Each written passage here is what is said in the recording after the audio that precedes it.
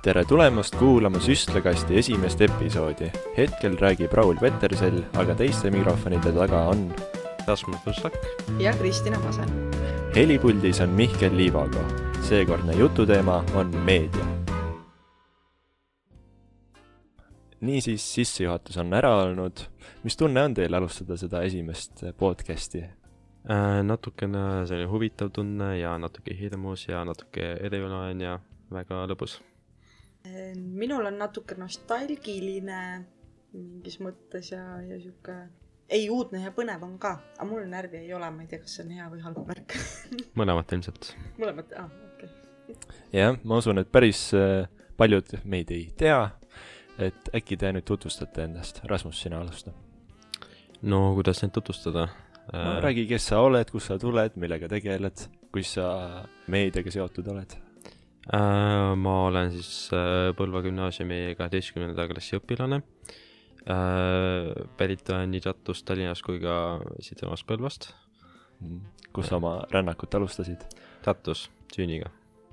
Soovid sa veel enda kohta midagi rääkida? Soovitsin midagi täpsemalt teada? No võib-olla see, et see Süstlakast on ju meediasüsti loodud nii-öelda podcastide seeria, et kuidas sa üldse meediasüsti sattusid? Ma olen hetkese peatoimetajaga täitsa hea sõber ja siis ta kuidagi juhtus mind värbama. Täitsa edukalt.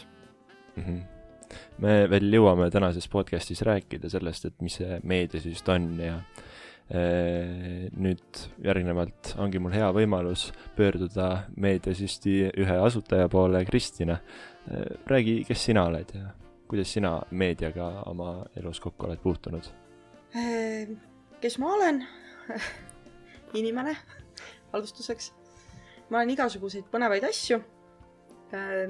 Ema ja naine ja fotograaf olen, endine ajakirjanik olen. Lisaks sellele, et ma olen fotograaf, ma olen ka meediajuhendaja siin meediasüstis ja siis tegelikult ka Põlva valla noorsootöö keskuses. Et juba 6 aastat olen seda meediasüsti vedanud. Ja enda kohta ma võin hästi palju rääkida, et selles mõttes kuskil tuleb piiri ka pidada, et ma ei tea, mida täpsemalt tahate teada minu käest. No mina ja Rasmus oleme nüüd meediasüsti nii-öelda uusimad liikmed siin aastal 2019 lõpus me tulime. Et me tahaks teada, et mis nagu oli see põhjus, et see meediasüst nagu üldse alguses. Jaa, see on hea küsimus. Konkreetne idee nagu hakkas pihta ja tuli nagu üsna kiiresti ja teostus tuli ka üsna kiiresti. Aga tegelikult oli lugu selline, et kui mina gümnaasiumis käisin, siis mina tegin oma parima sõbra ja klassiõe Eleri Lõhmusega koos koolilehte. Siis tänu sellele, et me seda koolilehte tegime ja sellised asjalikud ja tublid olime, siis pakuti meile võimalust minna Marta raadiosse saadet tegema, mille me ka siis vastu võtsime, et täitsa tasuta käisime 2 korda nädalas õhtuti, ma ei mäleta 3 või 4 tundi, tegime soovisaadet, kuhu meile helistasid peamiselt ühed ja samad inimesed, kelle vaimsest tervisest sai erinevat moodi kahelda. Aga samas nagu kuulajaid ikka oli sellele. No vaata, ega seda ei tea, sest et ega toona seda statistikat, kuidas sa seda mõõta said, et kui palju, keegi ikka kuulas, mõned sõbrad vähemalt ja ema kuulas alati ja saatis sõnumi, kui ma midagi valesti ütlesin. Juhtus seda? Juhtus seda ükskord, igast lugusid, aga meediasüsti juurde, pärast seda ma läksin Tartu Ülikooli ajakirjandust õppima koos Eleriga. Ja mina ise olin nagu õudselt vaimustatud sellest, et kui palju võimalusi meil Põlvas on ja toona oli nagu ajakirjanduse, see, et sa said nagu ajakirjandusse sisse või sa said nagu ajakirjandust õppima minna, see oli nagu hästi suur asi. Et selle kohta olid nagu igasugused legendid ja jutud, et oi, sinna ei võeta kedagi, umbes sama nagu lavakas, et väga keeruline on ja see tundus hästi elitaarne ja ma olin nagu nii vaimustatud, et millised võimalused meil Põlvas on, miks need keegi ei kasuta. Ja mõnda aega läks mööda ja ma hakkasin tööle siin Põlva kandis vabakutselise ajakirjanikuna. See vabakutseline tähendab siis seda, et et ma pakkusin teenust siis erinevatele ajalehtedele, raadiole, noh nagu ma ei olnud kellegi juures päriselt palgal, aga ma läksin ühte raadiolugu tegema maavalitsusse ja sain kokku oma endise koolikaaslase Kadri Pellisaarega. Me olime mõlemad koolis hästi aktiivsed ja me teadsime üksteist tänu sellele. Ja siis me hakkasime nagu rääkima, et ikka Põlva noortel võiks rohkem mingeid asju olla ja võiks ja et ikka keegi võiks midagi teha. No võiks küll keegi midagi teha. Ja. No mis aastatel umbes see oli? No aastatel. No ma arvan, et see oli äkki 2014 kevad, kui me niimoodi hakkasime rääkima. Ja noh, tavaliselt sa lähed lahku ja inimestel on võiks teha ja keegi mitte kunagi ei tee. Aga siis läks mõni aeg mööda ja siis Kadri, ma ei mäleta, helistas või kirjutas mulle, ütles, et kuule, tule saame kokku. Ja hakkasime koos projekti kirjutama. Nii et alguses see pidi olema lihtsalt üks 1,5-aastane projekt, kus me pidime tegema nagu erinevaid koolitusi noortele ja meie eesmärk oli koolitada välja siis Põlvamaa noorteportaali nagu kirjutajad, reporterid. Aga aegamisi nagu selgus, et noorte jaoks oli see videoteema palju seksikam ja 6 aastat tagasi nagu ikkagi seda tehnikat ei olnud ka nii palju ja neid teadmisi ja siis me hakkasime otsima seda võimalust viisi, kuidas seda tehnikat hankida ja tegelikult niimoodi see meediasüst nagu sellest esimesest projektist lihtsalt nagu arenes päris organisatsiooniks. See päris niimoodi päriselt alguses plaanis ei olnud. Kui vana meediasüst üldse? Meediasüst ongi nüüd umbes natuke vähem kui 6,5 aastat, et meil on septembri lõpus, me loeme oma ametlikku sünnipäeva, ma nüüd peast konkreetselt ei mäleta, kas 30, 31, midagi sellist, kus oli meie esimene kohtumine noortega ja esimene kohtumine, palju seal rahvast kokku tuli lõpuks siis? Ma arvan, et äkki mingi 15 inimest.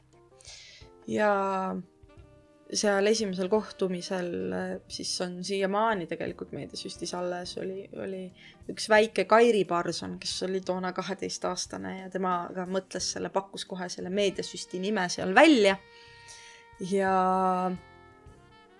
Ja kuigi ta on hetkel mõneks ajaks välismaal eemal, siis mõtetes on ta ikka meiega ja seal olemas. Et ma arvan, et minu õde Helen Pentsa, praeguseks Reinhold, oli äkki ka seal esimesel kohtumisel. Et ikka päris palju nagu inimesi on vahetunud ja sellest ajast peale. Oota, mis aastal see kokkusaamine oligi? 2014, ma arvan. Mina mingi aeg, oli vist 2016 aastal, ma ka ju natukene korraks liitusin ja siis ma jällegi läksin ära. Jaa, see võis olla 2015-2016, ma ükspäev vaatasin nalja pärast meie Facebooki vestluseid, et mis aastast need võisid olla. Et kuskilt sealt et korraks Kairi kaudu vist samamoodi jõudsid sina kuidagi. Võimalik, ja ma mäletan, et ma nägin Facebookis mingisugust nagu sükest promo või sükest asja sealt. Aga mul on ka meeles, et seal see kokkusaamine, mis seal Põlva kultuurimajas või ta oli täpsemalt seal koolimajas minu arust. Ma mäletan, üks üritus oli seal suures saalis, siis seal oli nagu päris korralikult rahvast. Ma mõtlesingi, et see on nii suur organisatsioon kuidagi. Ja siis seal mitu kaamerat liikus ringi, tehti pilti ja osad tegid videod ja see tundus väga siuke tõeline meedia juba, et mul lausa natuke hirm tuli, ma olin siis paar aastat noorem ka, et millega ma nüüd tegelema hakkan, et kas ma saan ikka hakkama. No kurb, et me su nii ära nüüd hirmutasime, et jah. Aga selles mõttes see on nagu, meediasüst on hästi palju ajas muutunud, et ka see rahvaarv on muutunud nii-öelda. Aga ega siiski oli hästi tavaline see, et sügisel tuli suur mass peale ja kevadeks jäid alles tugevamad, et selles mõttes jah, seda rahvast oli kunagi võib-olla natuke rohkem. Aga ma isiklikult nagu ütlen seda, et meediasüsti parimad ajad on minu meelest alati olnud siis, kui seda rahvast on nagu täpselt parasjagu, et teda ei ole nagu liiga palju, ta ei ole nagu liiga vähe, et kui on liiga vähe, siis on liiga paljudel noortel see surve või neid kohustusi on nagu liiga palju, aga samas kui seda rahvast on nagu palju, et siis see nagu soe tunne või see sõprus või nagu kuidagi see üksteise tundmine, et siis nagu ka seda ei ole. Et ma ei teagi, võib-olla, jah. Aga kui palju on siis täpselt see Padassaare inimesi? Ma ei tea, kas nagu ma saan öelda, palju on täpselt paras arv, No ütleme kuni, kui palju oleks siuke paras. No kui me nüüd võtame et mida me arvutame, et praegu meie meediasüsti liikmeid on umbes 30 tükki kokku koos nendega, kes ei ole aktiivselt igapäevastes tegevustes. Aga nendest, palju meil need on, mis seal nimekirjas meid on, võib-olla ütleme 12 kuni mingi 15 on selliseid, kes aeg-ajalt käivad ja teevad midagi, vahepeal langeb sinna 10-ni. Et see on selline enam-vähem nagu mõistlik arv ja see oleneb ka sellest, kui palju on nagu juhendajaid. Et praegused juhendajad oleme mina ja Ilona Tint. On siin olnud aegu, kus meil olid ka teised juhendajad, kes aitasid teha, et ma ei tea, öelge mulle, kui ma teemast kõrvale lähen, takistage mind, jah. Vaatame seda. No eks meil alguses said ju teemad paika pandud küll, aga meil ikka kuidagi väga sujuvalt läheb see tekst. Yeah. Et ega, selle meediasüstiga on minu meelest nagu niimoodi, et kõige paremini töötavad need asjad siis, kui meil juhendajatel on päriselt aega teiega individuaalselt ka töötada. Ja seal on see ka, et kes saab kellega paremini läbi ja kellega nagu paremini see suhtlus nagu toimib. Nagu inimesed lihtsalt on erinevad ja sobivad nagu erinevalt. Et ega mind lõpmatuseni ei jagu,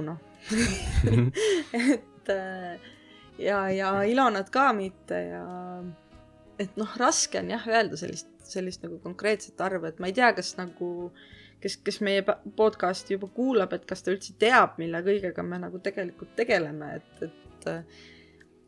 et meediasüst ju pingutab, et iganädalaselt inimesteni viia mõni uus video, siis kas meie mingitest kohalikest üritustest või me üritame siin seda varjusurmas olevat Põlva noorteportaali niimoodi vaikselt ergutada ja mõelge, nüüd me alustame oma podcasti ja mida kõike me veel tegelikult teeme ja teeme üritusi ja et seal ongi nii, et see seltskond peab olema siuke mõnus, et jõuaks teha. See noorteportaal on teada, et palju selle nagu reaalselt lugejaid on? See on ajas kindlasti nagu muutunud, et kunagi, kui see noorteportaal tehti, siis oligi nii, siis oli internet hoopis teistmoodi.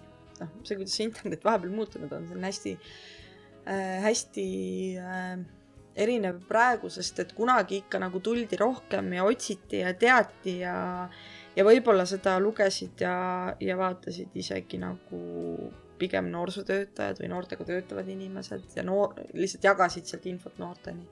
Aga praegu reaalselt, praegu palju käib, täpselt nii palju käib, kui me jagame oma videote linke ja siis need inimesed, kes sinna klikivad, siis need tulevad ja siis paar inimest avastavad, et seal on aegunud infot, mida me ei ole veel jõudnud välja vahetada ja siis see on põhimõtteliselt kõik ja siis me ise käime vahepeal, et praegu ta on nagu sellises seisus, nagu ta on.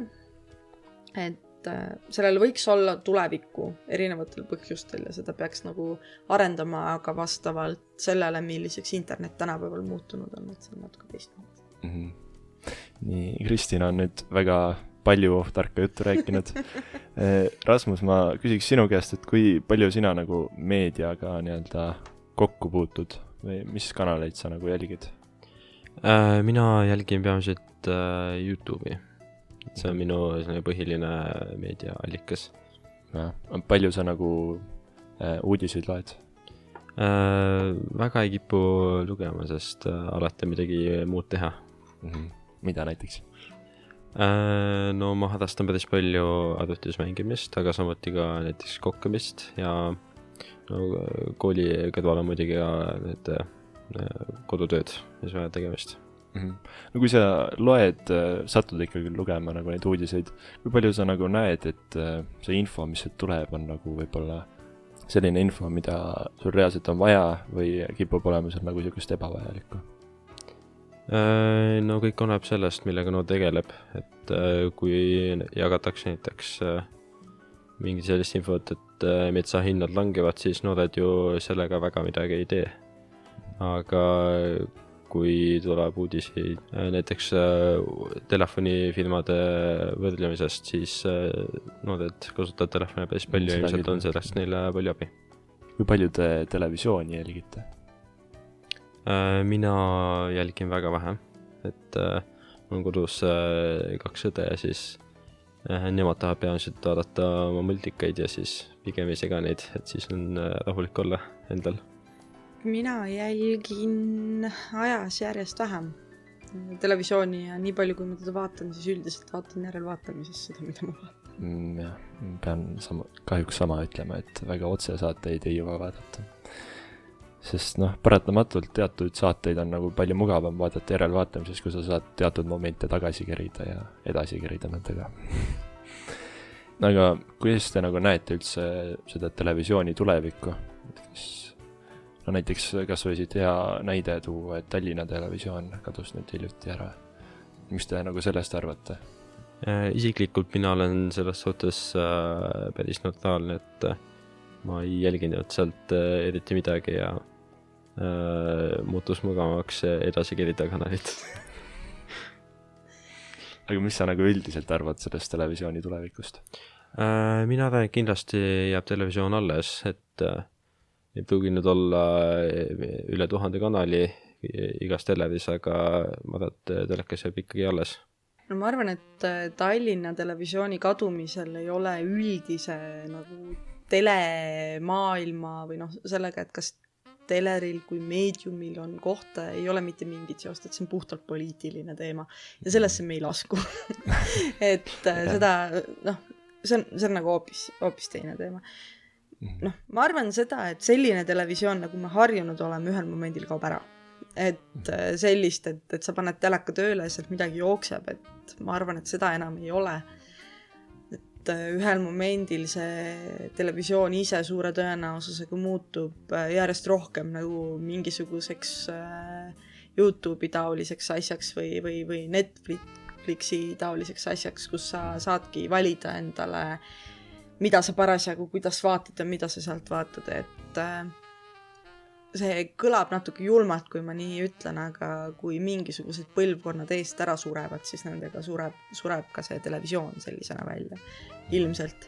Aga ega ma ei tea, ega ma ei ole selgeltnägija selles mõttes, et see on see suund, kuhu poole nagu maailm läheb ja mõneti see on ju ka loogiline, et miks sa peaksid istuma teleri ees kell 6 ja passima, et see saade algab, kui sa võid tulla ja vaadata seda siis, kui sa saad seda vaadata, et tehnoloogia, mis seda võimaldab, läheb ka järjest odavamaks ja praegu saab ju nii-öelda või sellise tuleviku vaate kohaselt saavad ju telet teha kõik, et kui meediasüss saab teha oma asju ja saateid ja et ei ole küll telekanalit, aga et see annab nagu võimaluse valikuteks, millel on ka omad miinusküljed, aga palju plusskülgi.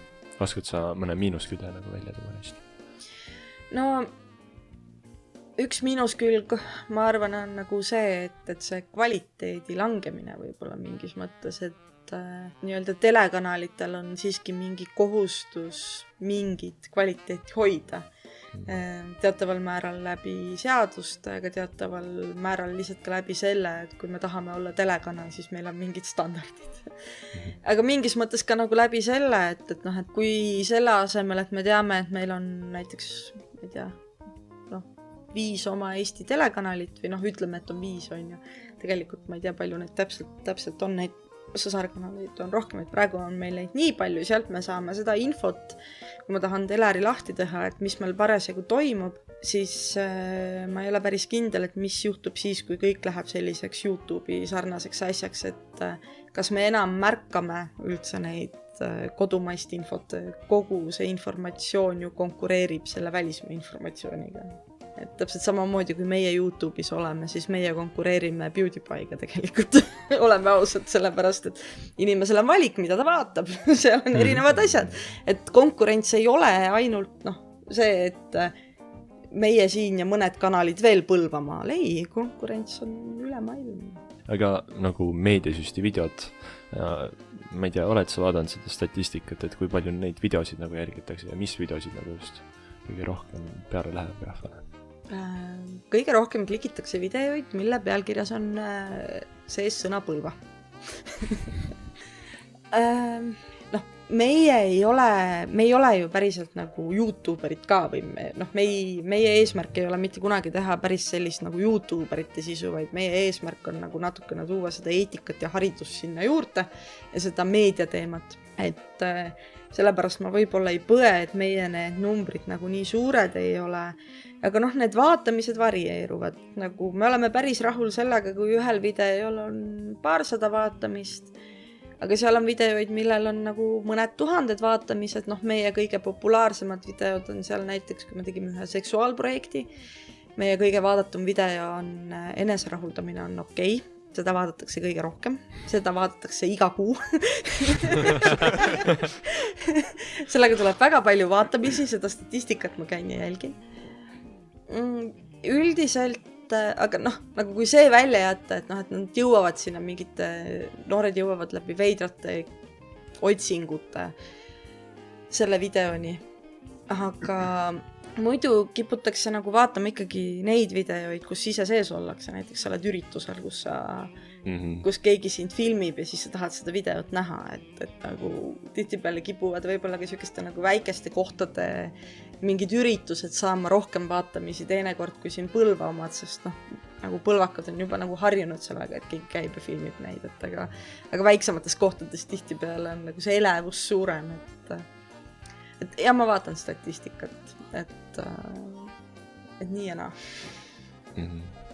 Kui kellelgi küsimusi tekib, siis võib... Siis helistage meie stuudiosse. No otse saateid me hakkame hiljem tegema vast, jah. Hetkel on selleks täitsa sobilik. Või saatke meil ja me vastame selle küsimusele järgmises saates. Jah, kirjutage ja joonistage. Ma võib-olla siis küsiks nagu teie käest, et mina olen ju fanatt, mina olen omale entusiast, ma võin teid meedia osas surnuks rääkida, ükskõik millisest osast me alustame. Aga mil määral nagu teie jaoks see meediateema üldse tähtis või oluline? Minu jaoks on üsna tähtis, sest see nagu aitab teadvustada inimestele, mis nagu laias maailmas toimub. Kas või näiteks see meediasüst nagu mulle hästi meeldib sellepärast, et see on nagu selline organisatsioon, kus nagu ühelt poolt nagu noored saavad õppida seda tegema, aga teisalt palju üritusi saab ka tänu sellele nagu jäädvustatud, mida nagu suured meediakorporatsioonid ei jäädvusta. Väga armas, mul süda sulas, aitäh. Rasmus, kuidas sinuga? Ilmselt ongi see, et hoiab inimesi valgustatuna, et jagab informatsiooni ja ka kajastab neid võimalusi, mis ilmselt jääksid kahe silma vahele teiste meediakajastajate poolt. On teil soovi midagi siia lõpetuseks öelda? Ikkagi esimene podcast, et mida te sooviksite vaatajatele võib-olla edasi öelda? Kuulajatele. Jah, hetkel veel kuulajatele, kuigi väike idee siiski on, et äkki saaks selle videopildi ükskord siia juurde pookida, aga ja seda võite samuti nagu kommentaaridesse kirjutada, et kui suur huvi teil oleks nagu selle videopildi üle. Ja kui te soovite joonistada, siis võime ka neid alati videodes näidata. Ja me võime teha, kui alguses me siin päris liikuvat videopilti ei saa, siis me võime teie joonistusi sinna kuvada, et võimalusi on palju. Ja selline see esimene podcast saigi. Täna rääkisime meediast ning järgmise podcasti teema on elu ülikoolis. Meie täname kuulamast ning kohtume peatselt taas.